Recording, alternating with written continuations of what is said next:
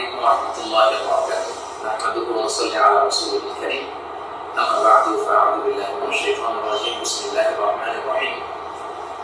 إذا جاء نصر الله والفتح ورأيت الناس يدخلون في دين الله أفواجا فسبح بحمد ربك واستغفره إنه كان توابا. صدق الله العظيم. رب اشرح لي صدري ويسر لي أمري واحلل عقدة من لساني يفقهوا قولي. আল্লাহ তাআলার শুকরিয়া আদায় করছি যে আল্লাহ তাআলা আমাদেরকে একটি গণবিপ্লব শেষে, একটি গণঅভ্যুত্থান শেষে একটি নতুন বাংলাদেশ দেখার সুযোগ করে দিয়েছেন। আমরা বলছি আলহামদুলিল্লাহ, শুকরিয়া।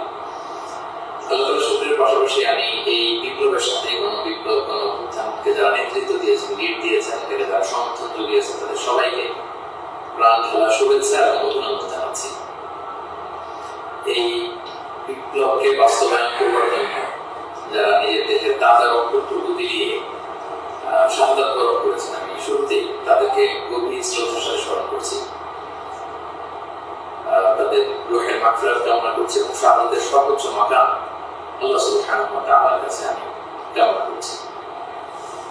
পাশাপাশি যারা আহত হয়েছেন তাদের সুস্থতা কামনা করছি এবং আমাদের তরুণ মুক্তিযোদ্ধা ভাইয়েরা যারা সামনে থেকে এই বিপ্লবকে লিড দিয়েছেন, তাদেরকে আমার পক্ষ থেকে রইল প্রাণ ঢালা শুভেচ্ছা এবং অভিনন্দন।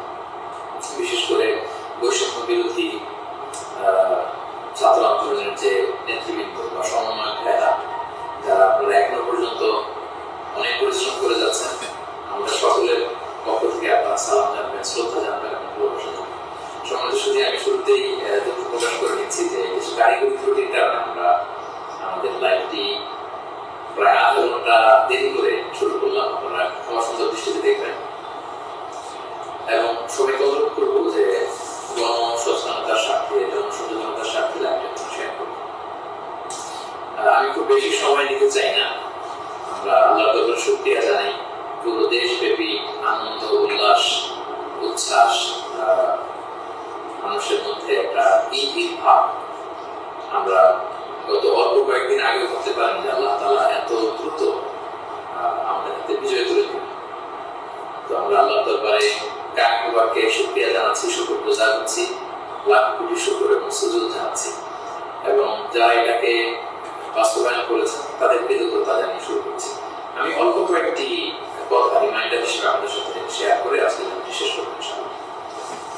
সমাজের প্রথম কথা হচ্ছে যে আমরা একটা সাময়িক বিজয় অর্জন করেছি, কিন্তু আমাদের সংকট কিন্তু কাটেনি, অন্ধকার কাটেনি। এখন আমরা গত রাতে কিছু ক্যাপিটাল সিচুয়েশনের কথা শুনেছি বাংলাদেশে, আমরা দেখেছেন অনেকে। আমি নিজেও খুব ক্লোজলি ফলো করছিলাম, সারা রাত ঘুমাতে পারিনি, সজাগ করে আমি ঘুমিয়েছি। তো এই জন্য আমাদেরকে সজাগ থাকতে হবে, সজাগ থাকতে হবে, ঐক্যবদ্ধ থাকতে হবে, মাইলস টু গো, অনেক দূরে আমাদেরকে যেতে হবে। আন্দোলন বা বিপ্লবের এটা হচ্ছে আন্দোলন শেষে একটা সফল বিপ্লব বা গণঅভ্যুত্থান শেষে এটা হচ্ছে প্রথম ধাপ, যে স্বৈরাচারের পতন হয়েছে। হচ্ছে আমাদের দেশ গড়বার সময়। এই সময় আমাদেরকে অত্যন্ত ধৈর্যশীলতার পরিচয় দিতে হবে, দায়িত্বশীলতার পরিচয় দিতে হবে। বিজয়ীরা দায়িত্বশীল হয়। যদি দায়িত্বশীল অ্যাটিটিউড আমরা দেখাতে পারি তবে এই বিজয় কিন্তু আমাদের টেকসই হবে। অনেক ধরনের ষড়যন্ত্র আশেপাশে ঘুরপাক খাচ্ছে, দেশি বিদেশি। আমাদেরকে সজাগ থাকতে হবে, সচেতন থাকতে হবে। বিজয় উল্লাসে মেতে আমরা যেন আবার কোনো ভুল করে না বসি, বিপ্লবের পর কোনো প্রতি বিপ্লবকে যেন আমরা স্থান না দিই। এই হচ্ছে প্রথম রিমাইন্ডার আমাদের প্রতি। 2 নম্বর যে কথাটা বলবো, আমাদের বাংলাদেশে আমরা মুসলিমরা ছাড়াও আমাদের হিন্দু ভাই বোনরা আমাদের সাথে আমরা একসাথে মিলেমিশে একা একসাথে আমরা থাকি। আমাদের খ্রিস্টান ভাই বোনেরা আছেন, বৌদ্ধ ভাই বোনেরা আছেন। সংখ্যালঘুদের কোনো উপাসনালয়ে যেন কেউ আক্রমণ করতে না পারে, এটা খেয়াল করতে হবে। কিছু ঘটনা আমরা শুনেছি যে বিভিন্ন জায়গায় হিন্দুদের মন্দিরে আক্রমণ করা হচ্ছে, অগ্নিসংযোগ করা হচ্ছে। এটা কিন্তু অনেক বড় ধরনের একটা ষড়যন্ত্র। আমরা বছর 2 আগে আমার মনে আছে যে কুমিল্লাতে নানুয়া দেখে পারে হনুমানের পায়ের উপরে কোরআন দেখে কি তুলকালাম কাণ্ড হয়ে গেল। যারা ক্ষমতা ছেড়ে পালিয়েছে তারাই দেখা যাবে যে ভাড়াটে করা লোকজন দিয়ে সেখানে আগুন দিয়ে আল্লাহু আকবার স্লোগান দিবে, নারায়ে তাকবীর, আল্লাহু আকবার স্লোগান দিয়ে বোঝাতে চাইবে যে ইসলাম পন্থীদের কাজ না, মাদ্রাসার ছাত্রদের কাজ না। এত কাঁচা কাজ যেন আমরা না করি, আমরা যেন তাদের এই ফাঁদে পা না দিয়ে আমরা যেন সচেতন থাকি।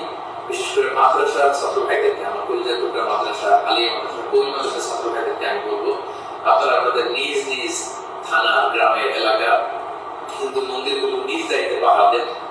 প্যাট্রোলিং করবেন, ভাগ করে করে সকালে বিকালে কারা দায়িত্ব পালন করবেন। মাদ্রাসার শিক্ষক যারা আছেন তারা এটা দেখভাল করেন। সামনে এক দুই দিন খুবই গুরুত্বপূর্ণ। আমরা চাই না যে আমাদের বিজয়টা এভাবে নষ্ট হয়ে যায়। এই জাতীয় ষড়যন্ত্র যারা করছে তাদের ষড়যন্ত্রকে আপনারা নস্যাৎ করে দিন সংঘবদ্ধ ভাবে। সো এটা আমাদেরকে খেয়াল রাখতে হবে। কিছু অগ্নিকাণ্ড বা বিচ্ছিন্ন ঘটনা যদি ঘটে, দেখা যাবে যে যারা এই বিজয় খুশি না তারা এটাকে ইন্টারন্যাশনালি তারা এটা প্রোপাগেট করবে। তারা বলবে যে Bangladesh is on terrorist setup, জঙ্গি এটাকে কবলে করেছে বাংলাদেশ, অনেক ন্যারেটিভ তারা দাঁড় করাবে এবং এটা করতে তারা বড় করবে। সো আমরা এত সহজে এই বিষয়কে নষ্ট করতে দিব না। আমার 2 নম্বর রিমাইন্ডার হচ্ছে আমার প্রিয় বিপ্লবী ভাই বন্ধুদের প্রতি, বিশেষ করে মাদ্রাসার ছাত্র ভাইদের প্রতি, আপনারা খেয়াল করে সংখ্যালঘুদের কোনো স্থাপনাতে, উপাসনালয়ে যাতে এই জাতীয় ঘটনা না ঘটে ক্লোজ অবজারভেশন করুন, পাহারা দিয়ে নিরাপত্তা দিন। এটা আমাদের দায়িত্ব। আমরা এবার যদি ভুল করে ফেলি তাহলে বাংলাদেশ ইসলাম অনেক পিছিয়ে যাবে। বাংলাদেশ সমৃদ্ধ বাংলাদেশ গড়বার স্বপ্ন এটা অনেক পিছিয়ে যাবে। 3 নম্বর যে কথাটি আমি শেয়ার করতে চাই সেটা হচ্ছে, আমরা প্রায় বলি যে ইতিহাসের সবচেয়ে বড় শিক্ষা হচ্ছে যে মানুষ ইতিহাস থেকে শিক্ষা নেয়। আমরা যেটা দেখলাম প্রায় 1.5 যুগ ধরে বা 1.5 দশক ধরে যে ক্ষমতাসীন দলটি ছিল তারা যখন আজকে বিদায় নিল, বিদায় তো না, বেসিকলি তারা বাধ্য হয়ে ক্ষমতা ছেড়ে পলায়ন করেছে। তো তাদের বিদায়টা আসলে কেমন করলো যদি আমরা একটু বিশ্লেষণ করি না, অ্যানালাইসিস করি যে আপনার ক্ষমতার দাপটে বাকি মনীষে এক হাতে পানি খেতে এরকম অবস্থা। এসএসএফ আপনাকে সিকিউরিটি দিত, আপনার সামনে বহর, পেছনে বহর, কত সিকিউরিটি, কত প্রোটোকলের ব্যবস্থা আপনি করেছেন। কিন্তু আজকের বিদায়টা আপনার কেমন হয়েছে? পুরো দেশব্যাপী গণধিক্কার, ঘৃণা, বদলা ছাড়া কিছু আপনি চিনতে পারেন। এ থেকে আমাদের রাজনীতিবিদদের, আমাদের সকলের শিক্ষা গ্রহণ করা উচিত। আপনার বিদায় কেউ কাঁদেনি, কেউ কোনো সংবর্ধনা দেয়নি, সহমর্মিতা জানায়নি, বরং আপনার অস্তিত্ব ছিল ঝুঁকির মুখে। আল্লাহ তাআলা বলেন যে আমি হচ্ছি ক্ষমতার মালিক, আমি যাকে চাই কুলিল্লাহুম্মা মালিকাল মুলক তুতিল মুলকা মান তাশা ওয়া তানজিউল মুলকা মিম্মান তাশা ওয়া তুইজ্জু মান তাশা ওয়া তুযিল্লু মান তাশা বিয়াদিকাল খায়রু ইন্নাকা আলা কুল্লি শাইইন কাদির। আল্লাহ তাআলা হচ্ছেন ক্ষমতার মালিক, যাকে চান ক্ষমতার চেয়ারে বসান, যাকে চান সেখান থেকে টেনে হিঁচড়ে ক্ষমতার চেয়ার থেকে তিনি নামান। তিনি যাকে চান সম্মান দেন, যাকে চান তিনি অপদস্থ করেন, লাঞ্ছিত করেন। তার জলজান্ত প্রমাণ আমরা গতকাল কিন্তু দেখেছি। এবং তিনি হচ্ছেন ফাআলু লিমা ইউরিদ, তিনি যখন যা চান তাই করতে পারেন। এর জন্য তাকে কারো কাছে জবাবদিহি করতে হয় না, রিপোর্টিং করতে হয় না। তিনি খুব ফায়াকুনের মালিক, তিনি হওয়া বলতে দেরি, বলতে দেরি হয় না।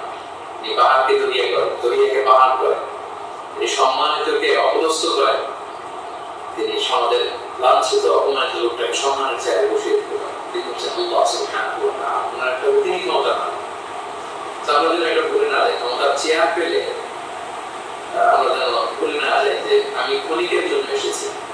সামনে যারা ইন্টারিম গভর্নমেন্টের লিড দিলেন, 3 মাস 6 মাস পরে জাতীয় ইলেকশন পরে যখন আমাদের নতুন সরকার আসবে, তারা যখন ক্ষমতার চেয়ারে বসবেন, নিজেকে এই রিমাইন্ড যেন আমরা দিই, আমরা যেদিন বিদায় নিব, যেদিন ক্ষমতায় থাকবো, সেদিন আমি আমাকে কেমন যেতে চাই, সেই হিসাবটুকু করে যোগ দিয়ে যেন আমরা ক্ষমতায় থাকাকালীন সময় আমাদের অ্যাক্টিভিটিসগুলো পরিচালনা করি। সো এই ইতিহাস থেকে আমরা বারবার শিক্ষা নিতে খুব করে প্রচুর খাই, আমরা যেন এটা না করি।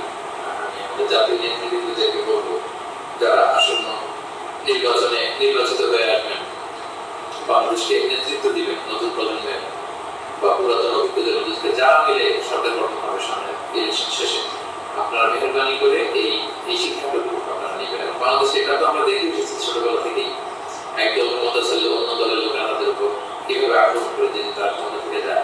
আবার তারা ক্ষমতা আসলে তারা তখন ক্ষমতা ছেড়ে অন্য বিরোধী দল তাদের উপর আক্রমণ করে। এই রেশারেশি আক্রমণ আমরা চাই না, আমরা এই অবসান চাই, আমরা ইতিহাস থেকে শিক্ষা নিতে চাই। আমরা একটা সমৃদ্ধির বাংলাদেশ ঐক্যবদ্ধভাবে একসাথে হাতে হাত রেখে কাঁধে কাঁধ মিলিয়ে গড়ে তুলতে চাই। এটা হচ্ছে আমার 3 নম্বর রিমাইন্ডার। 4 নম্বর রিমাইন্ডার হচ্ছে, গতকাল আমরা দেখেছি যে স্বৈরাচারের পতনের ঘোষণার মধ্য দিয়ে পুরো বাংলাদেশ, পুরো লাল সবুজের পতাকা, পুরো 18 কোটি মানুষ আনন্দ উল্লাসে ফেটে পড়েছে। আমরা আল্লাহ শুকরিয়া আদায় করেছি, আমরা হাফ ছেড়ে বেঁচেছি, আমরা স্বস্তির নিঃশ্বাস ফেলেছি, আমরা নতুন করে একটা স্বাধীন বাংলাদেশ পাওয়ার একটা আকাঙ্ক্ষা আমাদের হৃদয়ে জেগেছে। সমাজ সত্যি, কিন্তু দুঃখের ব্যাপার হলো আমরা মাঝে মাঝে আবেগে অথবা লোকে পড়ে অথবা নিজেদের জ্ঞান হারিয়ে এমন কিছু করে ফেলি যেটা আমাদের সেই বিজয়কে, আমাদের অ্যাচিভমেন্টকে প্রশ্নবিদ্ধ করে, এটা ন্যায্যতাকে প্রশ্নবিদ্ধ করে। গতকাল আমরা দেখেছি যে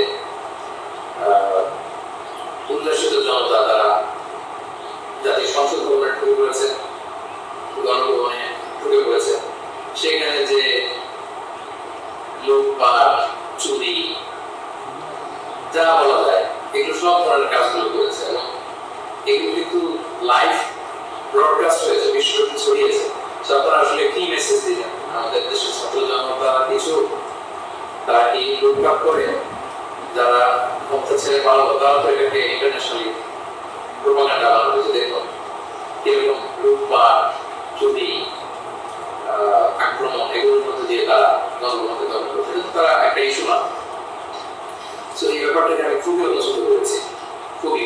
আমি বলবো না যে শিক্ষিত ছাত্র জনতা এমন করেছে, যেহেতু উল্লাসিত জনতা সেখানে ঢুকে পড়েছিল, এখানে ভালো মানুষ ছিল, খারাপ মানুষ ছিল, ছিচকে চোখ ছিল, টোকাই ছিল, তারা এগুলো করেছে। কিন্তু আমি দেখে অবাক হয়েছি মাঝে মাঝে অনেক ভালো ফ্যামিলির ছেলেপেলে অথবা নামাজি দেখে প্র্যাকটিসিং মনে হয়, তারাও এরকম ছবি দিয়েছে। কেউ গণভবনের বালিশ, কেউ চেয়ার, কেউ টেবিল, কেউ পাঙ্গাস মাছ, কেউ ফ্রিজের খাবার, যে যেরকম পেরেছে করিডোর করেছে। এটা আমার চোখে এসেছে এবং গণভবনের নেম প্লেট নিয়ে আসছে। তো এই এতটুকু বিবেকবোধ বা চিন্তা শক্তি কি আমাদের নাই যে এটা তো রাষ্ট্রীয় সম্পদ, নিজের সম্পদ না, এটা তো ভাগ বটোয়ারা হচ্ছে।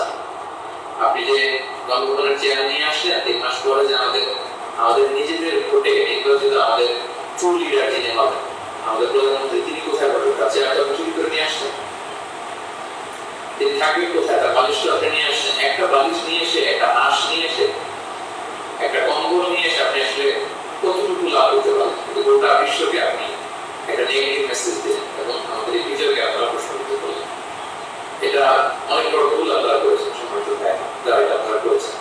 আমরা বিভিন্ন জাতি গোষ্ঠীর মধ্যে যে তাদের অনেক ভালো গুণ দেখি, এগুলোকে আমরা নিতে পারি না। মানুষ তো নিজেদেরকে ভালো জিনিস দেখে দেখে সেগুলো অ্যাডপ্ট করে করে মানুষ নিজেকে সুন্দর করে, পলিশ করে। আমরা জাপানিজদেরকে দেখছি তারা কোনো ভদ্র পরিচ্ছন্ন। অলিম্পিকে তারা খেলা দেখতে যে স্টেডিয়ামের মধ্যে দর্শকেরা যখন খাবারের প্যাকেট, চিপস, পানির বোতল টিস্যু ফেলে দিয়েছিল, তারা অন্যান্য দর্শকদের মতো স্টেডিয়াম ছেড়ে চলে যায়। খেলা দেখা শেষে তারা নিজেরা সব ময়লাগুলো গার্বেজগুলো পরিষ্কার করে তারপর ক্লিন করে সেই দর্শক এলাকায় তারা ছেড়েছে। গোটা বিশ্বে তারা প্রশংসিত হয়েছে।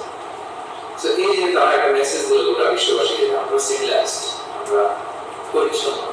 আমরা আমাদের গতকালের বিজয় উদযাপন করতে যে এটা করতে পেরেছি, এই যে আমাদের মধ্যে অধৈর্য, অস্থিরতা, এই যে সাময়িক বেনিফিটের হওয়ার যে মানসিকতা, এইটা যদি আমরা ঠিক করতে না পারি, এই গণবিপ্লবে, গণ অভ্যুত্থানে নতুন সরকারের কিচ্ছু আসে যাবে না। প্রিয় ভাইরা, মানে I'm telling you the truth, I'm telling you the reality, এটা আপনাদের মনে রাখতে হবে।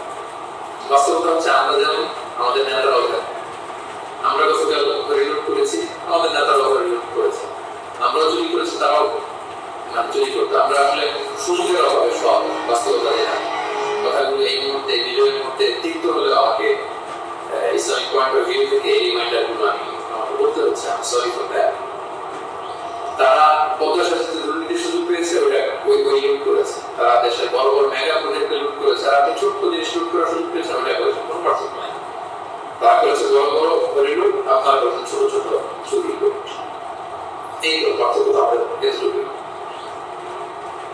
এই জিনিসটা আমাদেরকে বুঝতে হবে, যেগুলো রাষ্ট্রীয় সম্পদ, সেখান থেকে একটা সুতা কেন আমরা হ্রাস করবো?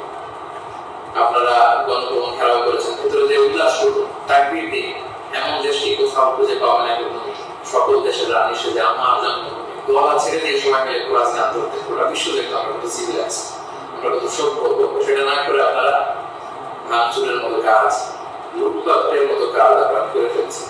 আমি বলবো না যে সবাই বুঝে করেছেন, অনেকে রাগ থেকে, ক্ষোভ থেকে, ঘৃণা থেকে এটা করেছেন, কিন্তু কাজটা ভুল করেছেন। প্রথম যেটা করতে হবে আপনাদেরকে আল্লাহর কাছে ক্ষমা চাইতে হবে, আল্লাহর কাছে ক্ষমা চান। দ্বিতীয়ত এগুলো ফেরত দিয়ে আসতে হবে। আমাদের ছাত্র বন্ধুরা এগুলো কালেকশন করছে এবং ছাত্র ভাইদেরকে আমি বলবো যারা এগুলো আবার রিটার্ন দিতে আসবে তাদেরকে যেন আমরা ব্লেম না করি, পার্সোনাল না করি, তারা তাদের রিয়েলাইজেশন থেকে নিয়ে আসছে এগুলো তারা রিসিভ করুন। কারণ এগুলো রাষ্ট্রীয় সম্পদ, নতুন গভর্নমেন্ট আসলে আবার নতুন করে রাষ্ট্রীয় অর্থ ব্যয় করে এগুলো আমাদেরকে আবার মেরামত করতে হবে, ঠিক করতে হবে সেটা বিষয়। এবং একজন মুমিন এই কাজ কখনো করতে পারে না, একজন বিশ্বাসীর সাথে এই ধরনের মাইন্ডসেট অ্যাটিটিউড যায় না। প্রিয় ভাই বোনেরা, ছোট একটা হাদিস বলে পয়েন্টটা শেষ করছি। খাইবারের যুদ্ধ থেকে রাসূল সাল্লাল্লাহু আলাইহি ওয়াসাল্লাম যখন ফিরছিলেন বিজয়ী হয়ে, আপনাদের মনে থাকবে কথা ইহুদিদের বিরুদ্ধে এই যুদ্ধ হয়েছিল, সপ্তম দিনের ঘটনা। ফেরার পথে রাসূল সাল্লাল্লাহু আলাইহি ওয়াসাল্লাম একজন খাদেম রাসূল সাল্লাল্লাহু আলাইহি ওয়াসাল্লাম উটের হাওদাস ঠিক করছিলেন, এমন সময় একটা বিক্ষিপ্ত তীর এসে তার গায়ে লেগে সেখানে মারা যায়। সাহাবারা তার জন্য দোয়া করলো, তারা বলল কি খুশ নসিব তার, যুদ্ধ থেকে ফিরে আসার পথে মুজাহিদ শহীদ হয়েছে, জান্নাতের নীল পাখি হয়ে সে করবে। রাসূল সাল্লাল্লাহু আলাইহি ওয়াসাল্লাম বললেন না, তোমরা এই মন্তব্য করো না, তোমরা জানো না আমার এই লাশ সে সুযোগ পেয়ে রাষ্ট্রীয় সম্পদের অর্থাৎ গনিমতে যেটা পেয়েছিল ভাগ বটলার আগে সে লোকচক্ষুর আড়ালে একটি চাদর চুরি করেছে এবং এই জাহান্নামের এই চাদর তার গা পেঁচিয়ে তার শরীরকে জ্বালিয়ে ফেলবে, তাকে দগ্ধ করবে। অনেক লম্বা কথা, আমি সংক্ষেপে শেষ করে দিচ্ছি, সময়টা যদি আপনি খেয়াল করে দেখবেন। একজন সাহাবী বিশ্বনবীর সার্ভেন্ট, সে রাষ্ট্রীয় এই সামান্য একটা চাদর চুরি করার কারণে রাসূল বললেন শাহাদাত তো দূরের কথা, এই চাদরটাকে বন্দিদগ্ধ করবে। তো আপনার কি ভয় হয় না? আপনি যে গণভবন থেকে বালিশ নিয়ে আসলেন, চাদর নিয়ে আসলেন, ওখানকার টিভি নিয়ে আসলেন, ওখানকার জিনিসপত্র যে আপনি কাটে করে নিয়ে আসলেন, ফুলের টব এটা সেটা ভেঙে দিয়ে নিয়ে আসলেন, এগুলো যে আগুনের লেলিহান শিখে হয়ে আপনাকে জ্বালাবে, আপনার কি ভয় হয় না? এই মাইন্ডসেটে যদি আমরা থাকি, কোন ভালো নেতাই আমাদের কিছু করতে পারবে না। 18 কোটি জনগণের এই হাইলি পপুলেটেড দেশে কেউ এসে কিছু করে দিয়ে যেতে পারবে না যদি আমরা নিজেরা না শুনতে। আমরা এটা ভুল করেছি, আমরা অনুতপ্ত হব, অনুশোচিত হব। যারা আমার আলোচনা শুনেন, আমাকে পছন্দ করেন, আমি হাত জোর করে অনুরোধ করব প্রত্যেকটি জিনিস আপনারা ফেরত দিয়ে আসবেন। এগুলো রাষ্ট্রীয় সম্পদ, কোন রাষ্ট্রীয় সম্পদকে তো সুস্থ করার অধিকার আল্লাহ আমাকে দেন, আল্লাহ আমাকে বোঝাতে হবে। 5 নম্বর যে পয়েন্টটি বলবো সম্মানিত ভাই বোনেরা, গত রাত থেকে এখন পর্যন্ত আমি শুনেছি যে কাইন্ড অফ সিভিল ওয়ারের মতো একটা অবস্থা, গৃহযুদ্ধের মতো অবস্থা, থানা জ্বালিয়ে দেওয়া, ভিন্ন রাজনৈতিক মতাবলম্বী যারা তাদেরকে সুযোগ পেয়ে আক্রমণ করা, হতাহতের ঘটনা কিন্তু ঘটেছে। এইরকম চালিয়ে গেলে আমাদের বিজয় কিন্তু যে কোনো মুহূর্তে নষ্ট হয়ে যেতে পারে। এবং আমি সেনাবাহিনীকে বলবো অস্থায়ীভাবে সামনে 2 দিনের জন্য আপনারা আর্মি ডেপ্লয় করুন সব জায়গায়, প্রতিটি থানায়, প্রতিটি ইউনিয়নে, প্রতিটি জেলায়, just to confirm and ensure the security. Interim government যখন আসবে তখন তাদের দিক নির্দেশনা অনুযায়ী তাদের লিডারশিপে আপনারা সহযোগিতা করবেন, কাজ করবেন। কিন্তু এই থানাহানি, মারামারি, রক্তপাত থামানোর জন্য, সংঘাত থামানোর জন্য আমরা নয়, আমাদের প্রাণের ব্যাটালিয়ন সেনাবাহিনীকে আমি এই অনুরোধ করবো যে জরুরি ভিত্তিতে দেশের এই সমস্ত জায়গায়, থানাগুলোতে, মন্দিরগুলোতে যেখানে সংঘাত হওয়ার সুযোগ আছে সেখানে আর্মি জন্য ডেপ্লয় করা হয়। তা নাহলে যে পরিমাণে হতাহতের ঘটনা ঘটেছে এটা যদি আরেক দিন চলতে থাকে এরকম, সুযোগ পেয়ে একে আক্রমণ করা, ওকে আক্রমণ করা, ঝাল ক্ষোভ মেটানো বা ভিন্ন রাজনীতি হওয়ার কারণে এতদিন তারা জুলুম করেছে, আজকে তার বাড়ি জ্বালিয়ে দিব, তার ছেলে মেয়েদের অত্যাচার করবো, তার উপর আক্রমণ করবো, এটা যদি আমরা করি তাহলে আমরা ভুল করে ফেলবো। আমি আগে বলেছি যে বিজয়ীরা দায়িত্বশীল, দায়িত্বশীলতার পরিচয় দিতে হবে, তাহলে এই বিজয়ী টেকসই হবে। তা নাহলে এভাবে লুটপাট শুরু হলে বলবে যে এই স্বৈরাচারী সরকার একটা দেশ ভালো ছিল, এখন তো দেখে দেশের অবস্থা আরো খারাপ। এরকম কোনো কমেন্ট যদি কেউ করার সুযোগ না পায়, কেউ যেন এই চান্স দিতে না পারে, একটা গৃহযুদ্ধের দিকে যেন আমরা চলে না যাই। আল্লাহ তাআলা আমাদের দেশকে হেফাজত করুন, সমর্থন করুন। এবং যারা বড় বড় অপরাধী ছিল, ক্রাইম করেছে, অবশ্যই তাদেরকে আইনের মুক্ত করে দিন, তাদেরকে ধরে রাখুন, বেঁধে রাখুন, পুলিশের হাতে দিন, সেনাবাহিনীর হাতে দিন, সংঘবদ্ধভাবে তাদেরকে আটকে রাখুন, তাদেরকে দেশ ছাড়তে, দেশ থেকে পালাতে আপনারা বাধাতে এই কাজটা করুন। এটি ছিল 5 নম্বর রিমাইন্ডার। 6 নম্বর রিমাইন্ডার, খুব রিসেন্টলি আজকে ইন্টারিম গভর্নমেন্টের রূপরেখা কারা থাকবেন সেটা বলা হবে, খুবই গুরুত্বপূর্ণ। জন্য আমি লাইভও দেরি করতে চাচ্ছি না, আমি উৎসুক হয়ে আছি এই নিউজ শোনার জন্য। কিন্তু বর্তমানে যেহেতু সেনাবাহিনী সবকিছু নেগোসিয়েট করছে এবং আমাদের বৈষম্য বিরোধী ছাত্র আন্দোলনের ভাইদেরকে, সেনাবাহিনীর দায়িত্বশীলদেরকে আমি বলবো যে এখনো কিন্তু সন্ত্রাসী গোষ্ঠী বা অপশক্তি দেশের বিভিন্ন জায়গায় আছে। বিশেষ করে আমরা বিভিন্ন সময় দেখেছি যে ছাত্রদের হাতে আমরা রামদা, হকি স্টিক, তারপর অস্ত্র আমরা দেখেছি। বিভিন্ন সময় আমরা ছাত্রলীগের ছাত্রদের হাতে আমি দেখেছি যে তারা সাধারণ ছাত্রকে আক্রমণ করতে একটা সাহসী অভিযান চালিয়ে গোটা দেশের ছাত্রলীগের যত সন্ত্রাসী আছে তাদের হাত থেকে এই অস্ত্রগুলো সিজ করতে হবে। শুধু ছাত্রলীগই না, এটা উদাহরণ হিসেবে বললাম, যত ছাত্র সংগঠন আছে কারো হাতে যদি কোনো আগ্নেয়াস্ত্র, অস্ত্র এগুলো পাওয়া যায়, খুব জরুরি ভিত্তিতে এগুলো পুরো দেশে সাহসী অভিযান চালিয়ে এগুলো সিজ করতে হবে। কোনো ছাত্রের হাতে, কোনো সিভিলিয়ানের হাতে কোনো গান, কোনো রামদা এগুলো যেন আমরা কখনো না দেখি। ছাত্ররা রামদা নিয়ে ক্যাম্পাসে তারপর দেখাবে, এই দৃশ্য আমরা যেন বাংলাদেশে না দেখি। এবং এই পরিবেশ যেন আমরা তৈরি করতে পারি। আমি সেনাবাহিনীর কাছে অনুরোধ জানাবো, আমি সামনে যে ইন্টারিম গভর্নমেন্ট হবে তাদের কাছে অনুরোধ জানাবো, বৈষম্য বিরোধী ছাত্র আন্দোলনের ভাইদেরকে এই বিষয়ে গুরুত্ব দেওয়ার জন্য অনুরোধ জানাবো। কারণ আমি বিভিন্ন ভাবে আমাদের কিছু সোর্স আছে, আমরা জেলায় জেলায়, থানায় থানায় এরকম হতাহতের ঘটনা শুনেছি। সেগুলো আমাদেরকে নিয়ন্ত্রণ করতে হবে।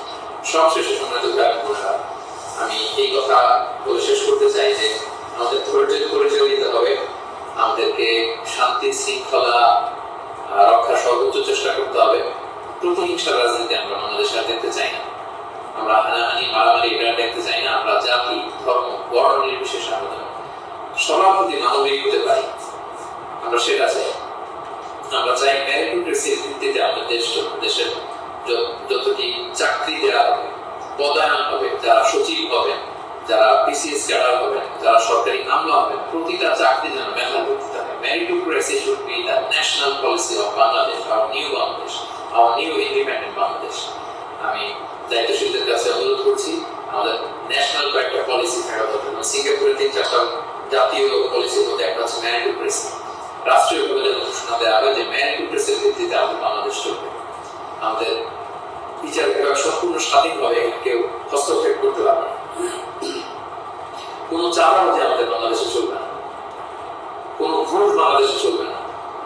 একটা সমৃদ্ধির বাংলাদেশ আমরা যেটা স্বপ্ন দেখি, আমরা যে স্বাধীন বাংলাদেশের স্বপ্ন দেখি, আমরা যেন একসাথে সেটা করতে পারি together we rebuild hour nation again ইনশাআল্লাহ। সো সম্মানিত সুধী, আমি এই আহ্বান জানিয়ে শেষ করব, কেউ আইন শৃঙ্খলা অবনতি ঘটাবেন না, সংঘাতে জড়াবেন না, আইন নিজের হাতে তুলে নেবেন না। সংখ্যালঘু ভাইদের দিকে দৃষ্টি রাখুন, কারণ এইটাকে তারা টার্গেট করে একটা প্রতি বিপ্লব দেশে একটা ক্যাওটিক সিচুয়েশন তৈরি করবে। এবং পুলিশ বাহিনী, সেনাবাহিনী, বিমান বাহিনী, র্যাব, আনসার, বিডিআ, প্রত্যেকটি বাহিনীকে আমি বলবো যে আপনাদের কাছে অনেক বড় দায়িত্ব। দেশের শান্তি শৃঙ্খলা, সিকিউরিটি, নিরাপত্তা নিশ্চিত করে এগুলো আপনাদের দায়িত্ব। আসুন আমরা সবাই হাতে হাত রেখে, কাঁধে কাঁধ মিলে আমাদের নতুন বাংলাদেশ গড়ে তুলব। এই সামনের 1-2 দিন খুবই ক্রুশাল। আপনারা কেউই অস্থির, অধৈর্য হয়ে রাগে বসে বিভিন্ন থানা জ্বালিয়ে দেওয়া হচ্ছে, আমি শুনছি। সাধারণ পুলিশদের উপর আক্রমণ করা হচ্ছে। প্রিয় ভাইরা, পুলিশরা খুব অল্প বেতনের চাকরি করে, তারা আমাদেরকে নিরাপত্তা দেয়। তো তারা উপরের অর্ডারে এতদিন এগুলো করেছে, তাই বলে আপনি খুব সুন্দর করে আক্রমণ করতে পারেন না। আপনার দলের বিরোধী বলে আপনি তাদেরকে আক্রমণ করতে পারেন না। সুযোগ পেয়ে আপনি এই অনলাইন ওয়েটার ব্যবহার আপনি করতে পারেন না। আমরা যেন সুশৃঙ্খল থাকি, আমরা যেন দায়িত্বশীলতার পরিস্থিতি সম্মানিত শুধু একটা মানবিক বাংলাদেশ, একটা সাম্যে পরিপূর্ণ, একটা সমৃদ্ধ বাংলাদেশ আমরা দেখতে চাই। অনেকেই আমাকে ব্যক্তিগতভাবে মেসেজ করেছেন, কল করেছেন, সবাইকে শুকরিয়া জানাই, জানতে চেয়েছেন যে শাইখ আপনি কবে আসবেন। আমি আপনাদেরকে এতটুকু নিশ্চিত করছি যে আমি শীঘ্রই বাংলাদেশে আসছি ইনশাআল্লাহ। স্বাধীন বাংলাদেশে আমাদের সবার সাথে আবারও পুনরায় সাক্ষাতের আকাঙ্ক্ষা এবং অপেক্ষায় আমি রইলাম। সাম্য, মানবিক মর্যাদা এবং সামাজিক সুবিধা প্রতিষ্ঠিত করে আমাদের একটা সমৃদ্ধ বাংলাদেশ সবাই গড়ে তুলতে পারে, সেই প্রত্যাশায় আজকে এই সংক্ষিপ্ত লাইভ সেশন এখানে শেষ করছি। والعلم عند الله عليه توكلت وإليه أنيب. والسلام عليكم ورحمة الله